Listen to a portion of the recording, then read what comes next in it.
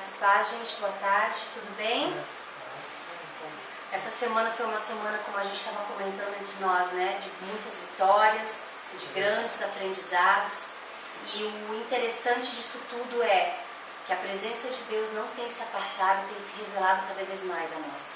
Cada um na sua área específica, essa que é a verdade, né? Nós aqui mudamos, as coisas começaram a acontecer, Deus começou a abrir as portas, a autoridade estabelecida, andar de baixo, compreensão, enfim, todas essas coisas somam para o nosso crescimento. E a nossa última reunião, o último assunto que nós tratamos foi obediência versus sacrifício, onde a gente aprendeu que é melhor obedecer do que sacrificar. Um jargão, uma frase, um versículo tão usado, mas eu creio que tão pouco discernido, né? A gente fala, é melhor obedecer do que sacrificar, mas na verdade não temos o entendimento na profundidade do que é isso. E Deus quer que nós tenhamos. Para quê? Para que a gente obedeça mais do que sacrifique. Para que nós tenhamos mais vitórias do que propriamente cansaços. Porque o sacrifício nos traz o quê? Cansaço, enfado, né? E o pior, vitória? Não. É porque o sacrifício maior já foi feito por Jesus. Então hoje a gente vai tratar do assunto rebelião e feitiçaria.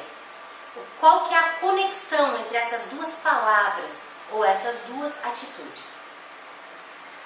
Samuel então fixou os seus olhos em Saul e com ousadia profética declarou, lá em 1 Samuel 15, 22 e 23. Tem o Senhor tanto prazer em holocaustos e sacrifícios, quanto em que se obedeça a sua palavra? Obedecer é melhor do que sacrificar, e atender melhor é do que gordura de carneiros, pois a rebelião é como pecado de feitiçaria, a obstinação é como a iniquidade de idolatria. Já falamos em outras versões, rebelião não é como pecado, é pecado de feitiçaria, tá? Então esse como ele foi adicionado exatamente na versão de tradução. Samuel então ligou diretamente o pecado da rebelião com o pecado da feitiçaria, porque a rebelião é pecado de feitiçaria. Note que as palavras é como aqui vai explicar, tá? Estão em fonte itálica aí na sua apostila. Isso é comum nas versões King James e também na New King, em português é destacada na LTT, ou na tradução literal. Isso significa que são palavras adicionadas por tradutores para dar clareza aos textos.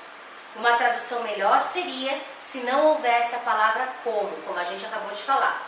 Assim leríamos o texto, porque a rebelião é pecado de feitiçaria. Isso deixa claro o contexto desta escritura. Uma coisa é comparar rebelião com feitiçaria, mas outra coisa, totalmente diferente, é dizer que rebelião é feitiçaria. Obviamente, um verdadeiro cristão nunca praticaria feitiçaria conscientemente. O que vocês acham? Não tem como.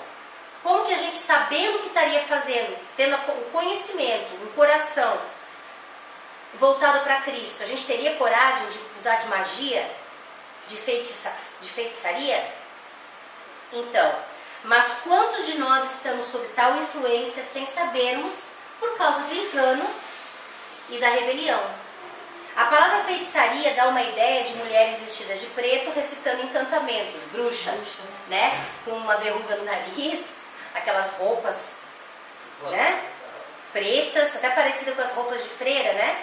Preta, com umas golas assim em V, o chapéu pontudo, verruga na ponta do nariz. Ou então talvez mexendo na bola de cristal, ou então comendo criancinhas, certo? É isso que quando tu ouve falar, mexendo no caldeirão, quando se ouve falar de feitiçaria, se pensa isso. Mas isso é feitiçaria? Faz parte de um ritual de feitiçaria, mas não propriamente é. O que seria então a feitiçaria? Então, a palavra usada para descrever feitiçaria aqui é Kezen. Suas traduções são adivinhações, bruxaria ou magia. Contudo, estudados estudados nos dizem que o significado exato dessa palavra, nesta referência para ocultismo, é desconhecido, o que confere uma variedade em traduções para essa palavra. Então vamos lá. A importância então não está na forma ou no método, mas no resultado ou alvo da feitiçaria. A feitiçaria abre diretamente alguém para o mundo demoníaco. É isso que a gente quer focar. Seu alvo é de controlar circunstâncias, situações e pessoas através de vários meios, geralmente com o entendimento do participante em relação ao que está acontecendo no mundo espiritual. Existem níveis diferentes entre a total ignorância do que alguém está fazendo e entre um completo entendimento e compreensão com relação aos poderes das trevas envolvidos. Perdão. Então existem vários graus de feitiçaria, neste sentido que a gente está tratando agora, né? Então pode ser de uma simples... vamos lá. Como? Mas como que eu abro o portal? Uma simpatiazinha? Todo mundo não achava que era bobagem fazer simpatia? Simpatia é galinha de arruda, ou então botar um elefante de bunda para a porta, que diz que é, como é que chama? Chama dinheiro, sabe lá Deus o que é. Então esse tipo de coisa, de uma certa maneira, é o quê? Feitiçaria. Quando eu faço, voltando, uma simpatia, o que eu estou fazendo? Um encantamento. Pode ser uma bobagemzinha, mas é um encantamento. Então olha só, em sua essência... Pois é, gente, simpatia, geralmente essas revistinhas de astrologia, que fala de signos e fala para ganhar um amor, para passar não sei no que, para você conseguir sorte no dinheiro, um monte de coisa, fama, um monte de bobagem. Uma coisa assim mais clara, simpatia, é igual a pessoa faz em Trindade. Eles falam do Divino Pai Eterno. Se meu filho for curado, eu vou fazer um bonequinho de cera representando meu filho, e levar lá e pôr no pé do Divino Pai Eterno. Isso é uma simpatia. Ele vai fazer algo para o Divino Pai Eterno para receber uma benção, coisa que não vai. Ou então tu vai juntar uma maçã junto com não sei o que, não sei o que lá, botar o nome da pessoa e daí tu... Ou botar na folha de bananeira. É encantamento. Isso chama-se magia, feitiçaria. Existem então níveis diferentes entre a total ignorância do que alguém está fazendo e entre um completo entendimento e compreensão com relação aos poderes das trevas envolvidos. Em sua essência, a feitiçaria pode ser praticada com total inconsciência ou com completo entendimento. O seu alvo é controlar, mas inevitavelmente aquele que quer controlar acaba sendo controlado devido ao envolvimento com o mundo demoníaco. Eu uso magia e acabo preso por ela. Ah, mas eu consegui conquistar o que eu queria, mas perdeu a liberdade em outras áreas. Inclusive naquela que você achou que conquistou algo. Escravidão, então, por meio da desobediência, certo? Os ignorantes confundem iniquidade com liberdade, mas não existe liberdade em rebelião. O Novo Testamento revela um quadro claro do que acontece na verdade. Eles se tornam escravos da depravação. Pedro expôs estes erros desta forma, 2 Pedro 2,19. Prometem-lhes liberdade, sendo que eles mesmos são escravos da corrupção, porque de quem um homem é vencido, do mesmo é feito escravo. Olha só. A verdade, então, ela é evidente. Não existe liberdade. Ao invés disso, existe controle, escravidão, que abre a alma à opressão demoníaca e ao controle. Paulo enfatizou este ponto. Não sabeis vós que daquele a quem vos ofereceis como servos para a obediência, deste mesmo a quem obedeceis sois servos, seja do pecado para a morte ou da obediência para a justiça? Romanos 6,16. Então, a quem nós temos nos entregue? Se em obediência, a Deus. Se em desobediência, às trevas. Jesus deixou claro o princípio. Em verdade vos digo que todo aquele que comete pecado é... Escravo. Exatamente, João 8,34. Lembra-se da desobediência de Caim na sua escolha de ofertas ao Senhor? O que aconteceu com Caim? Caim ofereceu a sua melhor oferta? Sim, ofereceu. Mas ele quis fazer do jeito dele. Ele demonstrou o quê? Rebelião. Não, eu vou dar o melhor de mim. Ele deu, mas do jeito dele. Ele tinha que ter feito como Deus havia determinado. Certo? Oi? As primícias. Sim, ele deu a primícia. Ele fez tudo certinho. A não ser que o sacrifício tinha que ser de sangue. Não importa se ele era lavrador ou se ele era pastor de ovelhas, como o irmão Abel. Ele tinha que ter chegado no irmão, vamos lá, e dito, irmão, vamos fazer uma troca, né? Eu te dou as minhas frutas, os meus legumes, e você me dá uma ovelha para que eu possa sacrificar ao Senhor. Mas não, ele quis fazer do jeito dele. Deu para entender? A verdade é evidente. Não existe liberdade. Já lemos aqui, né? Então, depois disso, depois de que Caim deu a oferta do jeito que ele queria, Deus deixou claro a ele que as suas escolhas determinariam o seu destino. Ele poderia honrar a vontade de Deus e fechar a porta para o controle do pecado ou da feitiçaria, ou ele poderia se rebelar encarando o pecado sem a proteção e a força divina, que o que queria controlar e escravizar. Certo? Ele deveria ter escolhido o quê? A proteção divina, em vez do controle do pecado, que queria já controlá-lo. Então Deus avisou para ele vencer. Só que o que ele fez? Ele escolheu de livre e espontânea vontade. Samuel advertiu também a Saul, assim como Deus advertiu a Caim. A rebelião abriu a sua alma para a influência de um espírito controlador que o levou a se comportar de uma maneira que nunca teria se comportado em sua mente sã. Saul não se arrependeu verdadeiramente, e a Bíblia indica em 1 Samuel 16,14 que não muito tempo depois de sua rebelião, um espírito maligno vinha sobre a sua vida e o atormentava, causando-lhe problemas. Foi quando ele chamou Davi para tocar para ele, né? Para acalmar a alma dele que era atormentada. O espírito maligno tinha acesso à sua vida desde aquele momento. Não havia descanso para Saul, porque não houve um arrependimento verdadeiro. Ele se tornou um homem muito diferente daquele que se conhecia primeiramente. Então, Saul quis demonstrar o arrependimento para Samuel. Na verdade, ele se justificou o tempo todo, botou a culpa no povo, botou a culpa em Deus, botou a culpa em todo mundo. Menos se arrependeu verdadeiramente. O que aconteceu? Ele se tornou uma pessoa atormentada. Por quê? Porque era a culpa de todo mundo. Ele não assumiu a culpa que era dele. Mas a culpa que eu assumo para mim não é para ser peso para mim. Aí é que está a diferença. É para ser o quê? Conserto e gerar peso. Para quem? Isso.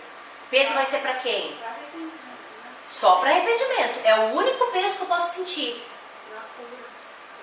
Só. Daí gerou a cura. Acabou o peso, por quê?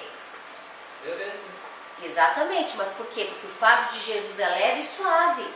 Então eu troco o meu fardo que é pesado, entrego para ele, e o dele que é leve e suave vem sobre mim. E eu estou tranquila. Agora, se eu não faço isso, eu vou continuar com o meu peso e mais o peso do monte de acusação que os nossos inimigos são usados, né, e lançam nas nossas vidas. Ele passou então de um homem humilde que obedecia a autoridades, tais como seu pai e o profeta Samuel, que respeitava as coisas de Deus, para alguém que violou tudo que lhe era querido. Se você tivesse se aproximado de Saul em sua juventude e lhe tivesse dito: Saul, um dia você matará 85 sacerdotes inocentes, suas esposas, suas crianças, numa atitude de ira. Ele lhe diria que você era louco. Ele diria o que é impossível, eu nunca faria isso. E ele teria respondido: a verdade triste é que ele o fez. Isso está lá em 1 Samuel 22. Porque ele deu abertura ao espírito maligno. Mas não era o que ele queria. Não era o que ele era no princípio. Mas porque ele não vigiou, ele se tornou assim. O espírito maligno manipulou Saul a uma vida de inveja, ira, ódio, briga, homicídios e engano. Quantos cristãos dentro de ministérios são movidos no louvor por ódio, por inveja, por disputa, porque a minha voz tem que aparecer, porque a sua voz tem que aparecer, porque o meu instrumento tem que ser o melhor, eu toco mais, eu toco menos, e de adoração e ser canal de Deus, né? Então, olha o que um espírito de engano, um espírito contrário à palavra de Deus, um espírito de rebelião faz. Ele gera ira, inveja, ódio, brigas, homicídios e engano. Ele o controlou por meio de sua falta de arrependimento e desobediência. Tem que haver arrependimento. Se não houver arrependimento, vai haver a destruição da pessoa. A pessoa é destruída. Por quem? Por ela mesma e por demônios. Então, olha só. Ele perseguiu, gente, tentou matar Davi. Vocês lembram quantos anos Davi teve que fugir de Saul? Porque ele ficou um insano. Ele enlouqueceu. Como resultado do controle demoníaco que estava sobre Saul, ele via somente alguns lances de verdade através de uma nuvem espessa de engano. Lembra dos véus de engano que a gente estudou? Que vão sendo colocados porque não se arrepende, não se arrepende, não se arrepende, justificativa em cima de justificativa, a pessoa acaba ficando imune, cega, velada. A verdade se tornou mentira e a mentira se tornou verdade. Quantas pessoas nós vemos defendendo pontos de vista completamente insanos? Tu diz, gente, não é possível que essa pessoa ela acredita no que ela está falando e é completamente fora. Pessoas que no evangelho casam 2, 3, 4 vezes e dizem, não, é assim mesmo, Deus não quer que eu seja feliz. Não, tudo bem, não quer mesmo. Mas não é às custas de 2, 3, 4, 10 casamentos. Peraí, se você fez uma escolha, você tem que ser responsável por ela e dizer, Deus, move aí, Senhor. Eu casei em ti. Quando a pessoa não casa no Senhor, é outra conversa, tá, gente?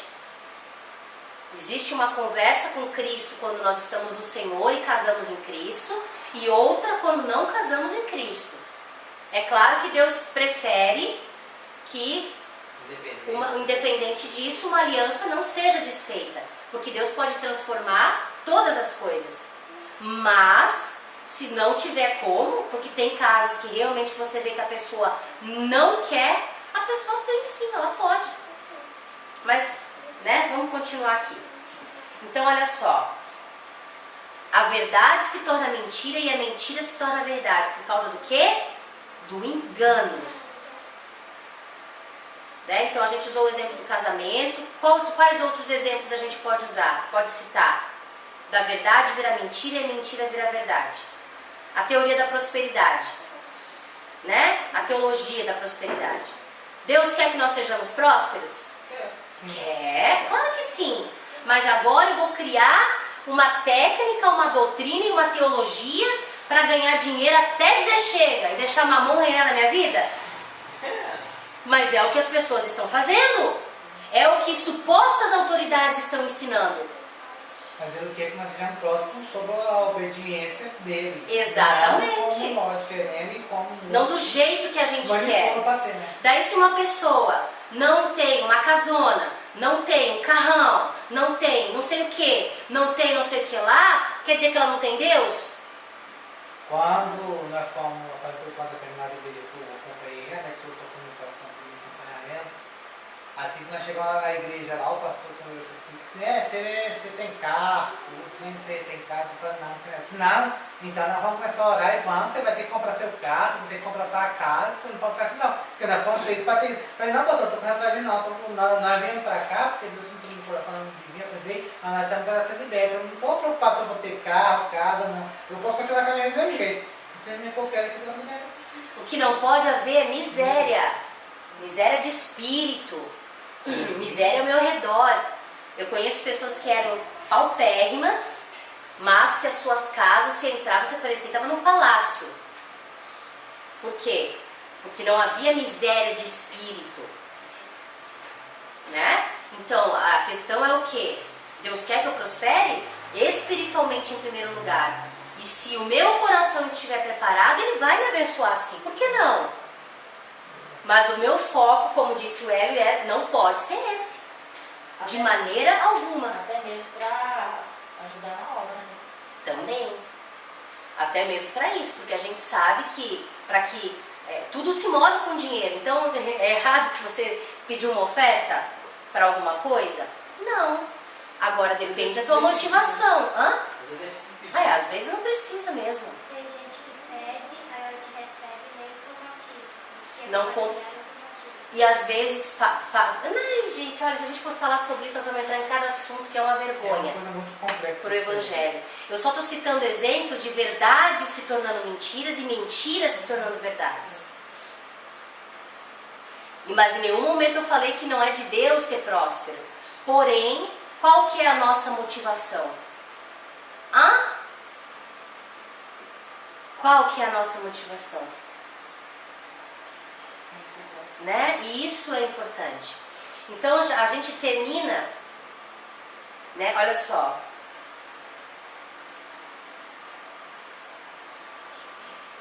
Quando nós estamos em desobediência, gente, aqui tem um testemunho, né? Mas eu vou só dar uma pinceladinha. Quando nós estamos em desobediência, a gente vai perceber que a gente procura pessoas que também estão em desobediência para uma tocar fogo na outra.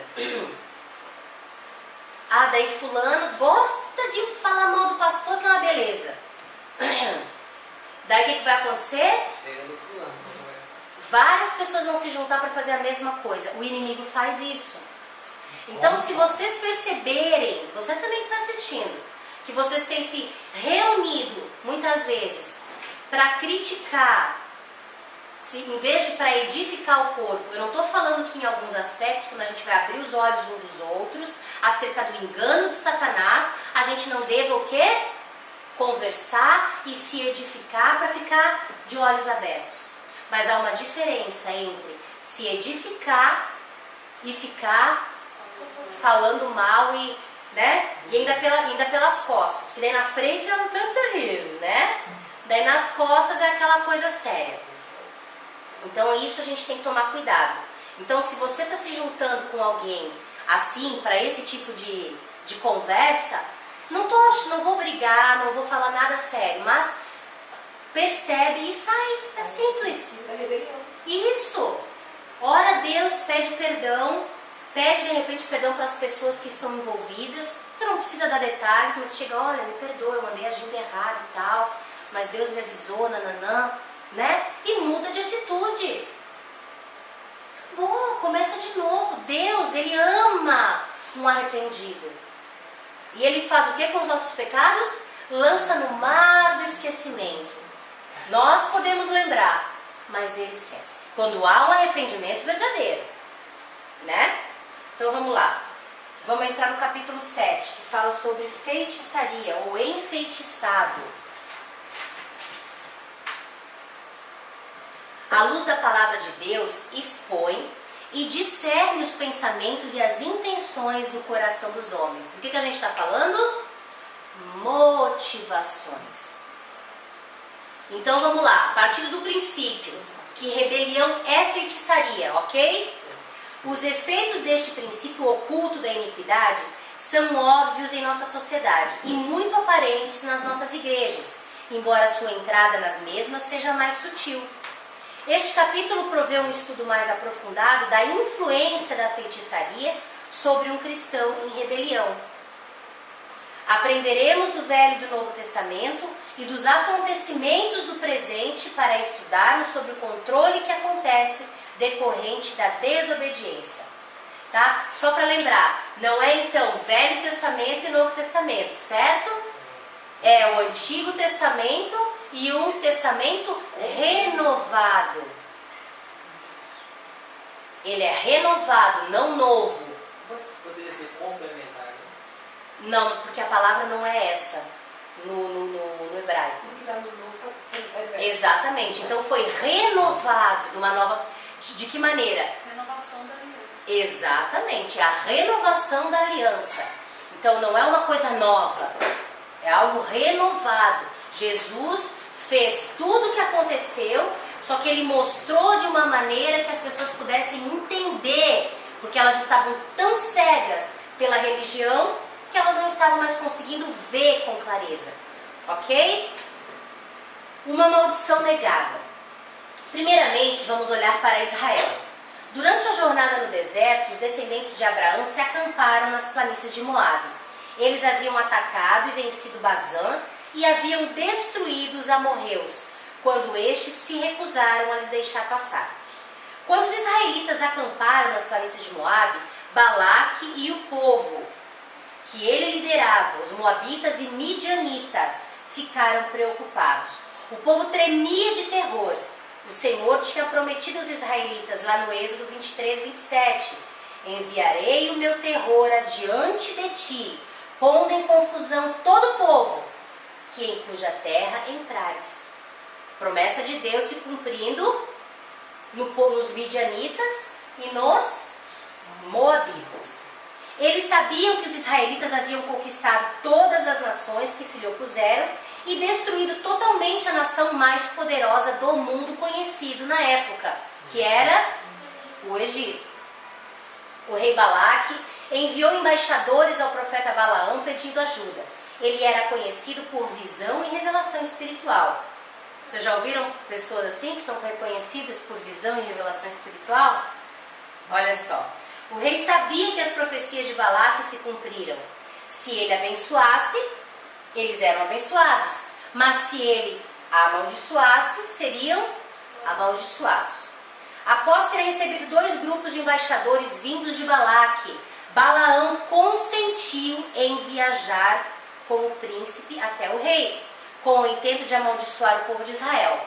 A oferta do rei de dinheiro e honra o convenceu. Se vendeu o seu próprio ministério, porque o que Balaque Cara de Deus? ele era.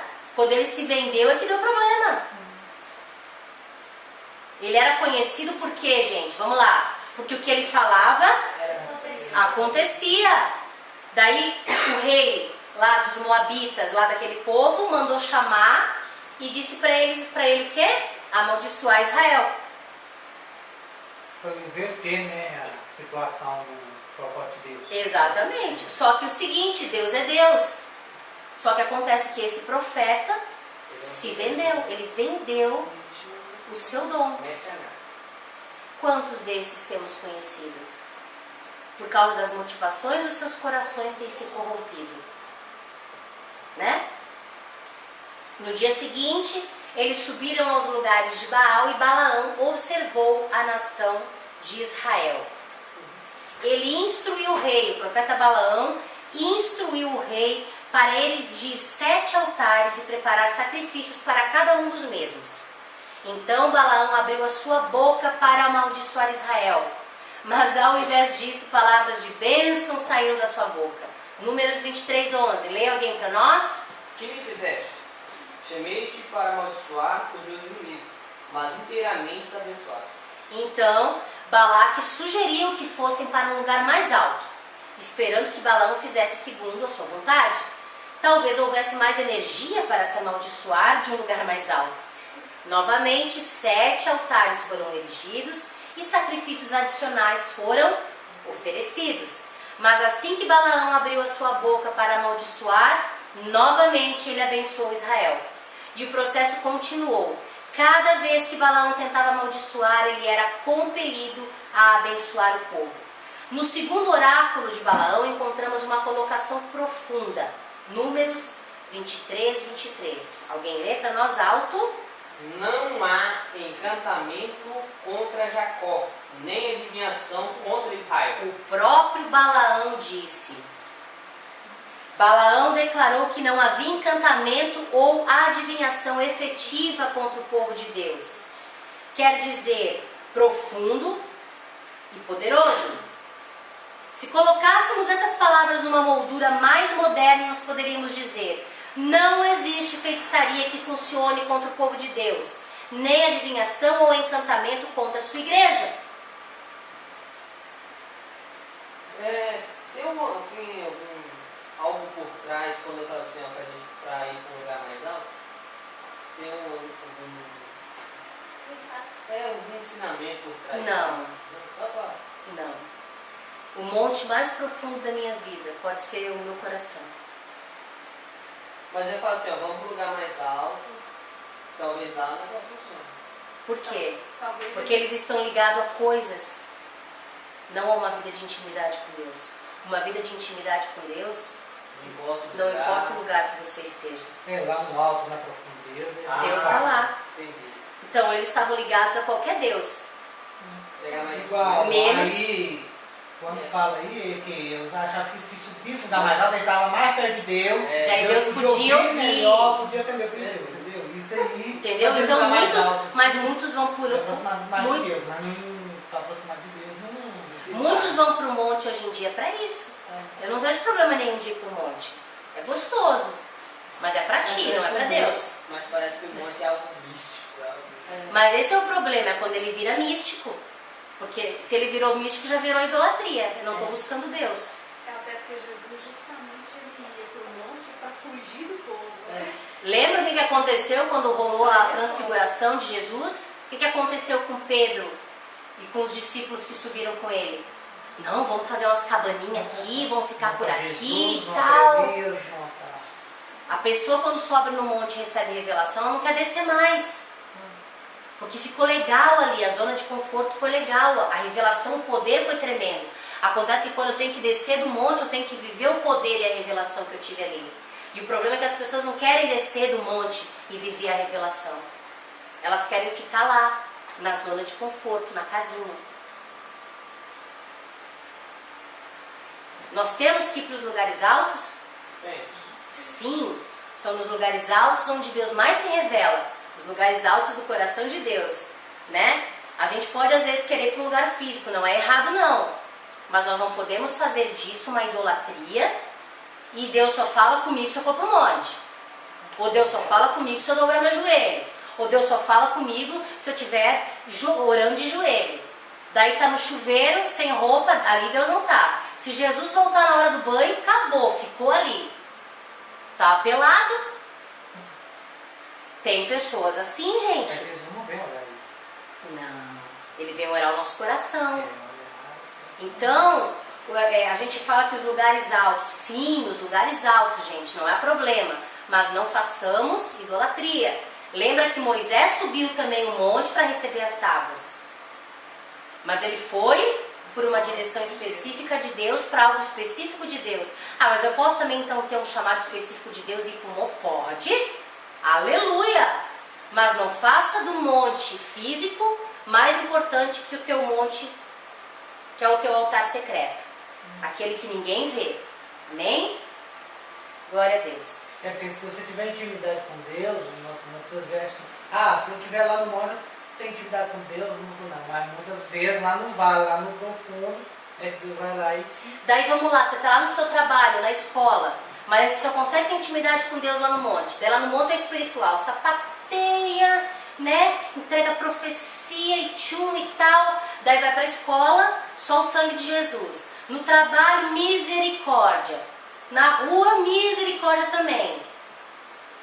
Tem alguma coisa errada, certo? Então eu preciso saber que o meu monte, ou a presença de Deus tem que estar comigo, aonde quer que eu vá. Então eu tenho que descer do monte e levar a presença de Deus comigo. Senão, o monte não adiantou nada. Foi só religiosidade. Então vamos lá. Essa promessa, então, que é: não existe feitiçaria que possa o quê? Alcançar o povo de Deus ou tocar a sua igreja. Essa profecia deveria nos encorajar. As bruxas e feiticeiros podem berrar, clamar, queimar suas velas, eles podem recitar as suas pragas, maldições e feitiços. Mas nada disso pode atingir o Filho de Deus. Eles não prevalecerão contra a igreja do Deus vivo. Provérbios 26, 2. Quem lê? Reforça essa verdade.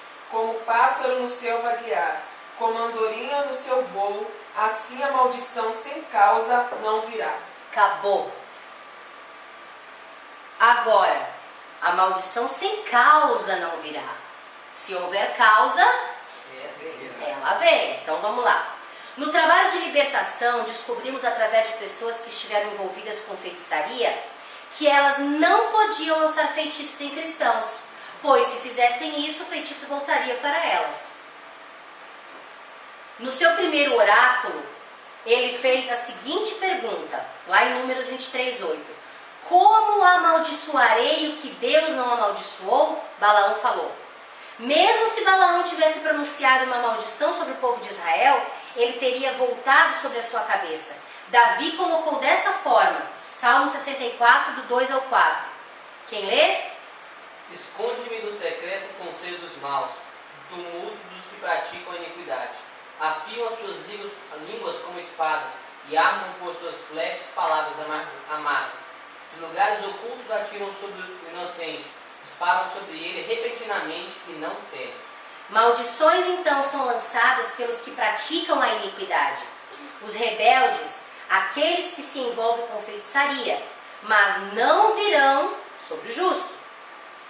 Desobediência acarreta maldição também. Sim, porque desobediência é rebeldia.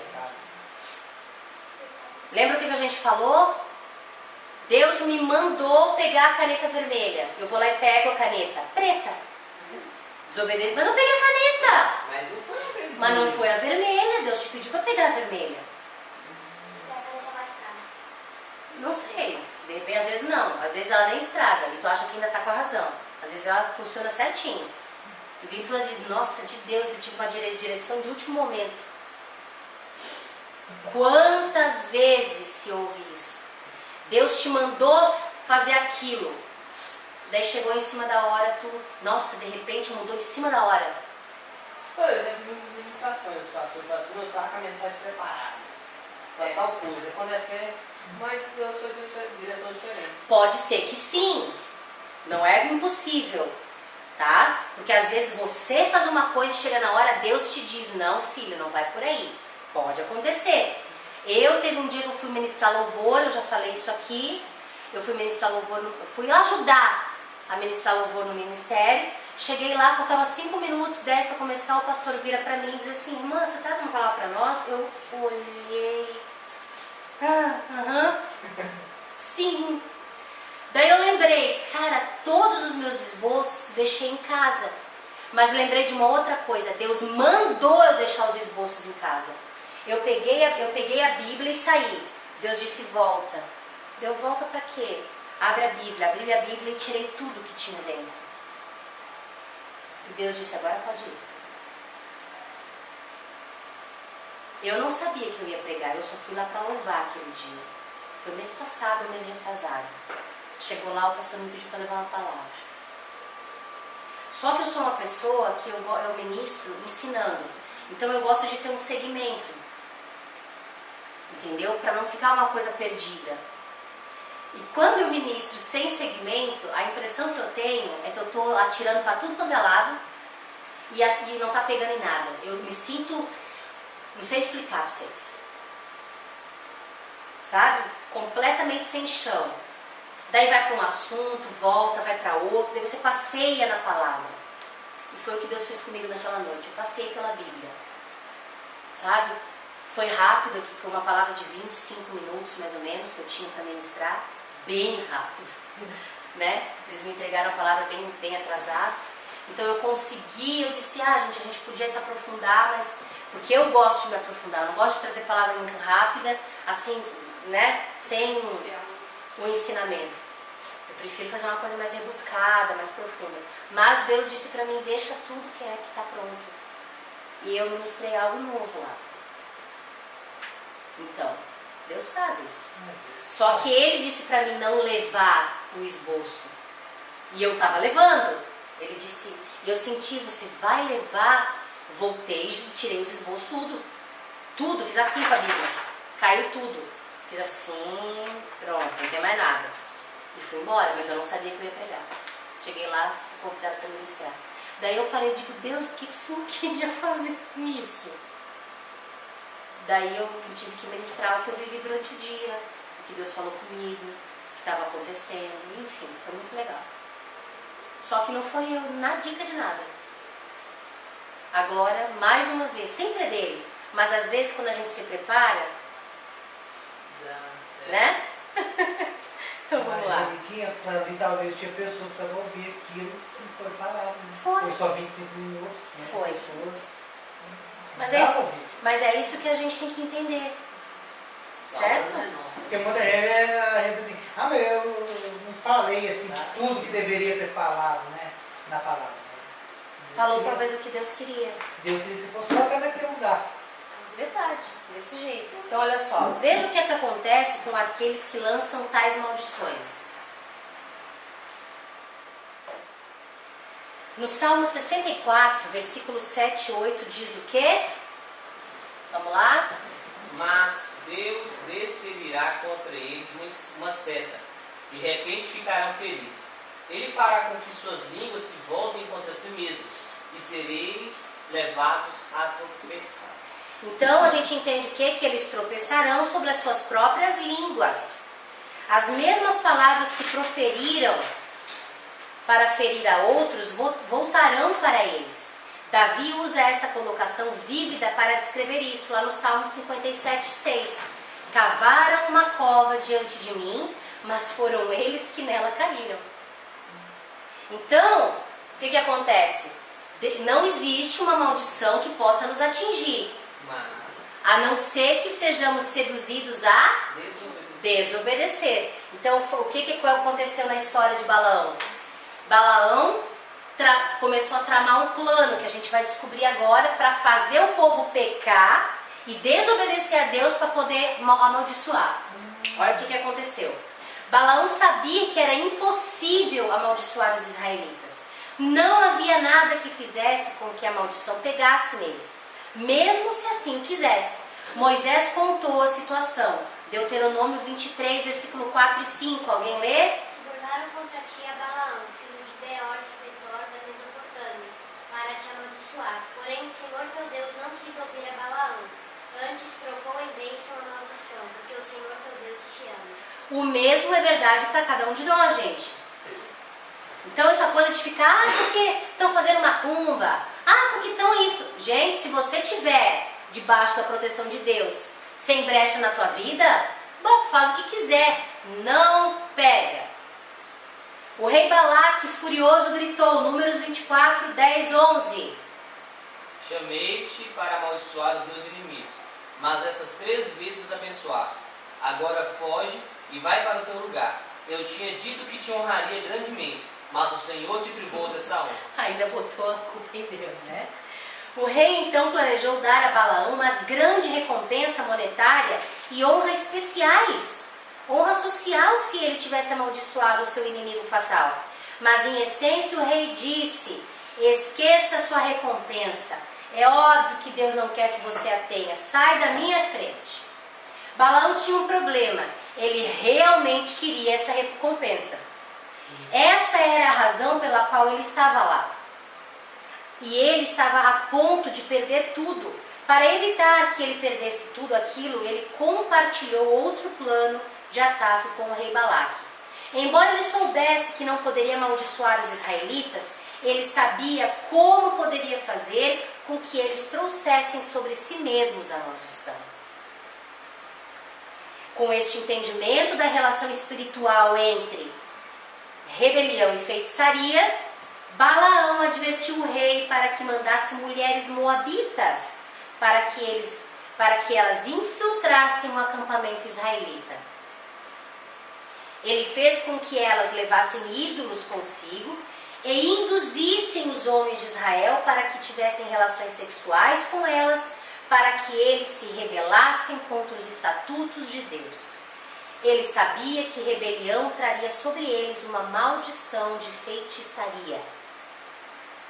Sabemos que isso aconteceu porque ambos, Moisés e Jesus, recomendaram o conselho ao rei.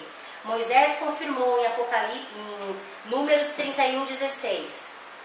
Foram eles que, por conselho de Balaão, levaram os filhos de Israel a serem infiéis ao Senhor, no caso de Peor, pelo que houve aquela praga entre a congregação do Senhor. Anos mais tarde, Jesus disse que Balaão havia o quê? Em Apocalipse 2,14, ensinado a Balaque a lançar tropeços diante dos filhos de Israel, levando-os a comer das coisas sacrificadas aos ídolos e praticar o quê? Então isso está claro nas escrituras, ok? Na sequência da profecia de Balaão, nós lemos em Números 25:3. Pode ler. Enquanto Israel morava em Sitim, o povo se entregou à prostituição com as filhas de Moabe. Estas convidaram o povo ao sacrifício de seus deuses, e o povo comia e se prostrava diante deles. Juntando-se Israel a Baal-Peor, a ira do Senhor se acendeu contra Israel. Como resultado, uma praga severa atingiu e dominou o povo de Israel. A desobediência fez com que esta nação, que não podia ser amaldiçoada, ficasse sobre a maldição de uma praga. E os que morreram da praga foram 24.000. Números 25:9. Olha o que a desobediência, o que a rebelião faz. Mas hoje nós vivemos no período da graça. Antes, era assim, olho por olho, dente por dente. Agora tem a graça. Tudo bem, tem a graça, tem o sangue de Jesus. Mas a responsabilidade, amores, é a mesma. Não é porque Jesus morreu por mim que eu vou agora, vou sair. As consequências da obediência vêm do mesmo jeito que vinha antes. Exatamente. Talvez não venha na hora, mas vai vir depois. Mas vem as consequências. Foi, é pesado. Todo ato que praticamos tem consequência. Todos. Então olha só. Você percebe a tragédia deste acontecimento? 24.000 homens. Hoje, quando acontece uma tragédia com um avião ou tempestades matando centenas de vidas, se torna uma notícia internacional. Não estamos falando de centenas, mas de 24.000 homens. 24.000 pessoas. Não foram homens só másculos. Homens, mulheres, crianças. 24.000 pessoas. Informação. Essa foi a experiência da perda de vidas que Israel viveu no deserto, e tudo foi resultado da rebelião do povo. Desobediência radical abre as portas para pragas radicais. A rebelião deles era flagrante. Na verdade, um vergonhoso israelita trouxe a seus irmãos uma mulher midianita perante os olhos de Moisés e da inteira congregação de Israel, enquanto eles choravam diante do Senhor, lá em Números 25:6. O que parou a praga? Você provavelmente acertou. Uma obediência radical. Mata o bichinho. Números 25:7-8. Pode ler. Vendo isso, Finéias, filho de Eleazar, filho de Arão, o sacerdote, levantou-se do meio da congregação, tomou uma lança, seguiu o israelita até a tenda, e lá os trespassou pelo ventre, e ao homem israelita e à mulher. E cessou a praga que feriu os filhos de Israel. Matou ele e ela. Não houve arrependimento. 24.000 pessoas mortas e o cara lá, uhul! Né? Morreu. Foi morto. Por causa de 24 morreram. Exatamente. Permita-me ressaltar algo novamente. Deus não é o autor das pragas e das doenças. O povo de Israel rebelou-se grandemente e violou a autoridade de Deus. Portanto, a proteção e a cobertura de Deus foram retiradas. Daí sim o inimigo teve acesso legal por permissão de Deus. Novamente, isso reafirma que rebelião e feitiçaria permitem uma entrada legal aos poderes demoníacos e controladores.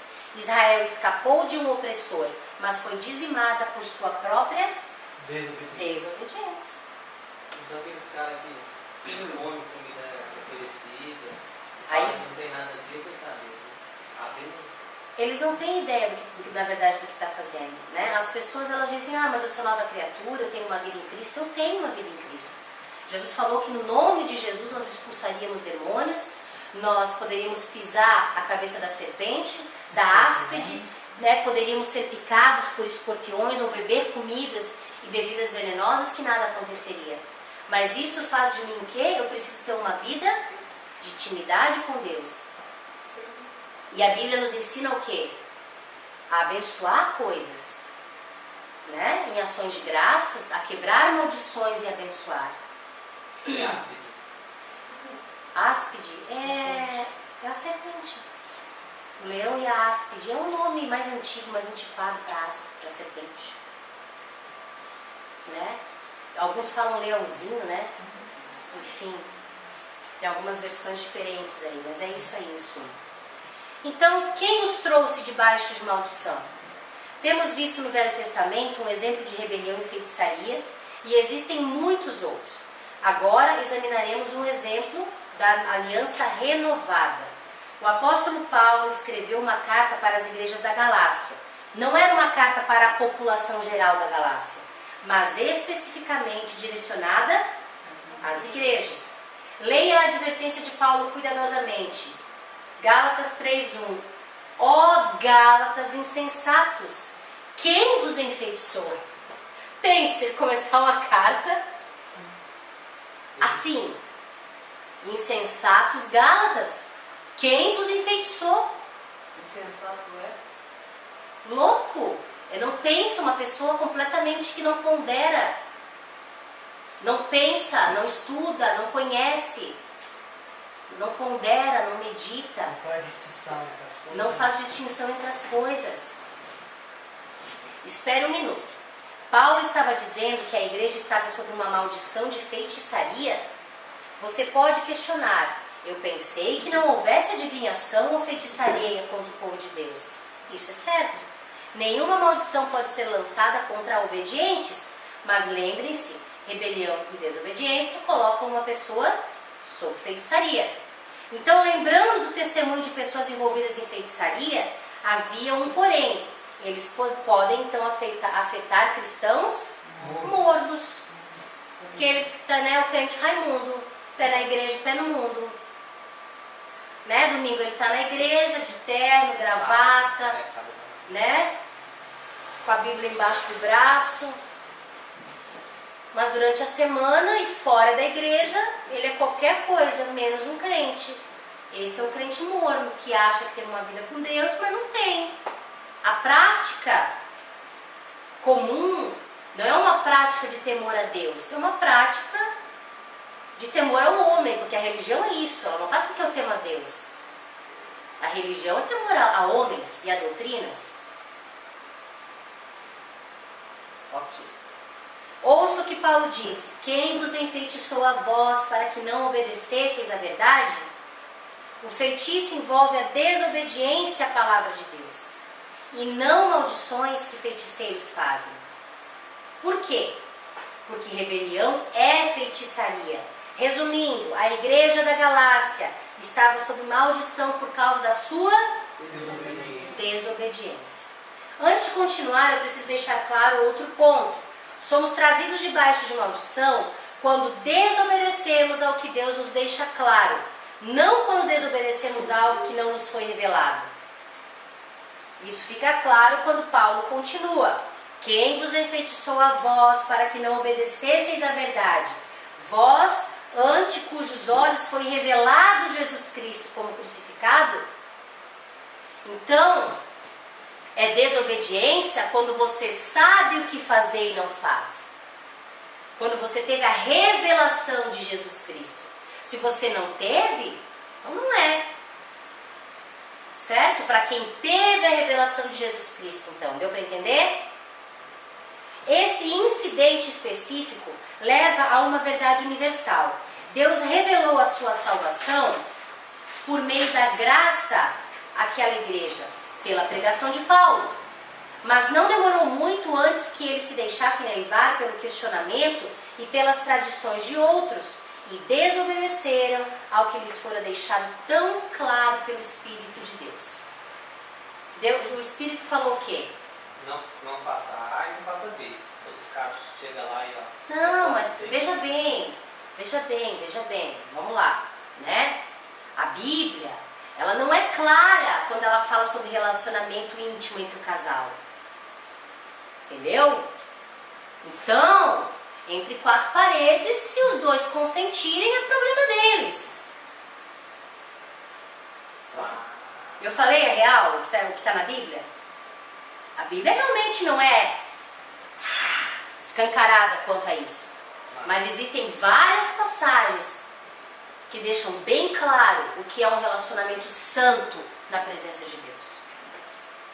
Só que as pessoas têm querido o quê?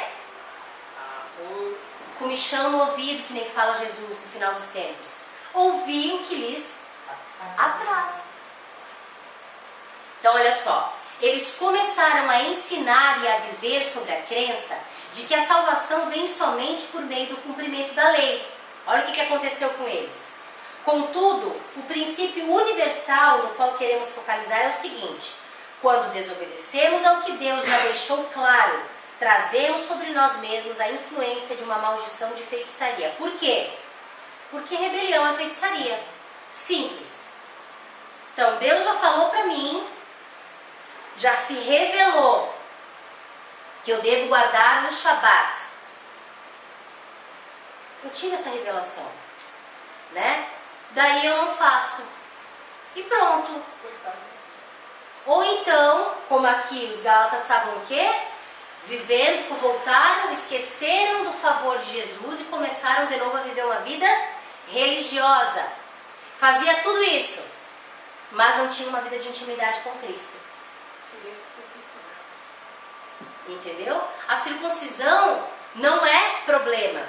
O problema é colocar na circuncisão o peso, a responsabilidade de estar na presença de Deus através disso.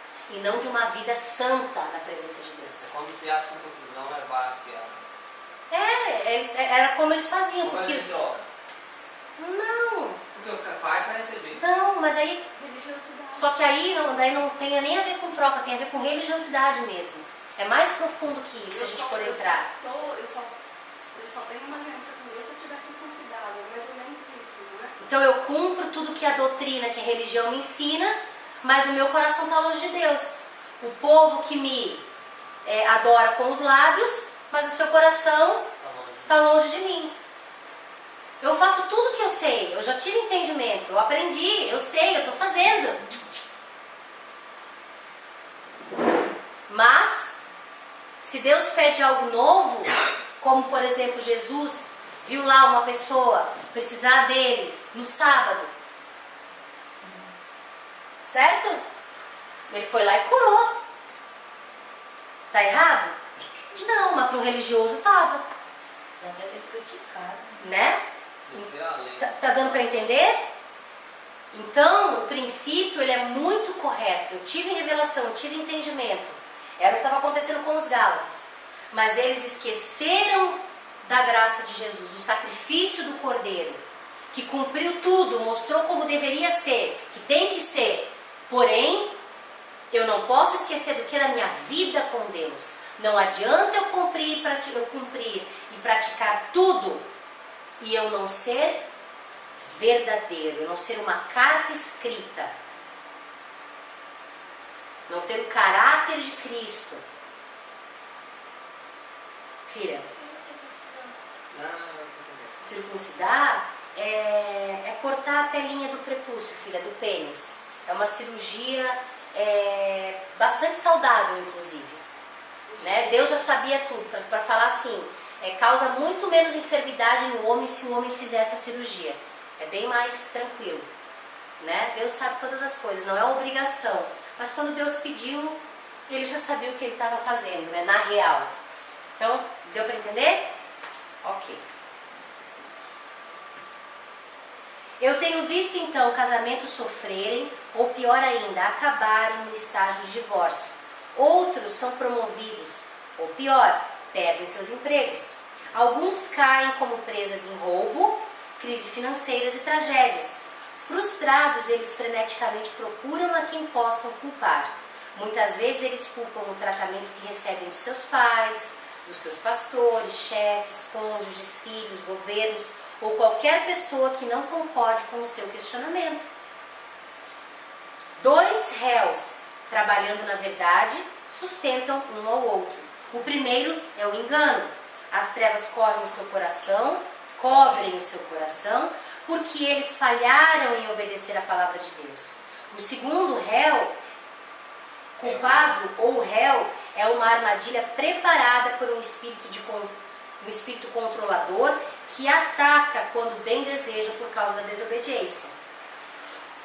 Então, o que acontece com essas pessoas muito desobedientes é que elas começam a colocar culpa em todos, menos assumir as suas responsabilidades.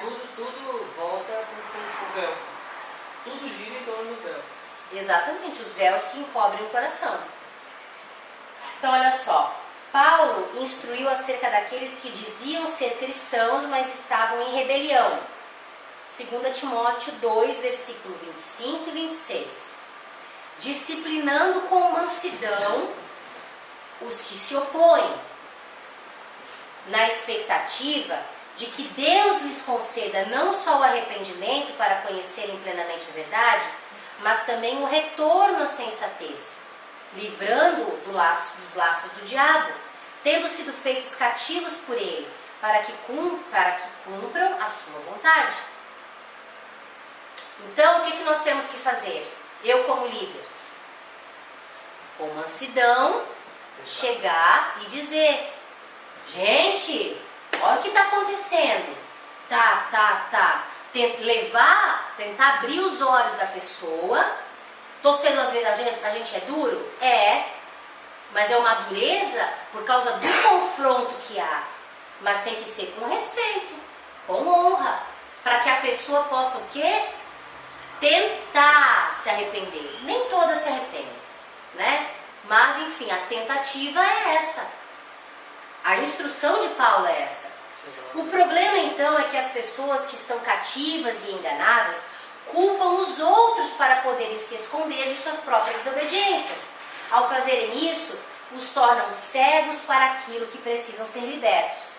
Graças a Deus por sua palavra, sua luz expõe o engano e discerne os pensamentos das intenções do coração dos homens. Infelizmente, quando são afligidas por causa da desobediência, a maioria das pessoas se recusa a aprender. Elas costumam querer fazer o seguinte: elas se fecham para o aprendizado, porque elas estão certas. Essa semana, nós vimos um caso desses, de uma pessoa que se fechou para o aprendizado, porque ela já sabe tudo. Ela não tem mais nada para aprender, porque já tem todo o conhecimento. E eu vou dizer uma coisa para vocês: não existe quem tenha todo o conhecimento. Não existe ninguém vivo nessa terra. Existe Jesus, existe Deus, mas até a volta dele, aqui estamos aprendendo.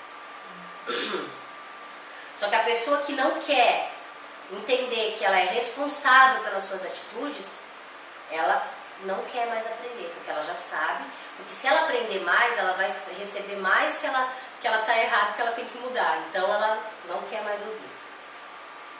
E foge do tratamento. Então, olha o que acontece. Elas continuam no deserto da desobediência, culpando a todos em vez de aprenderem com os erros dos seus caminhos.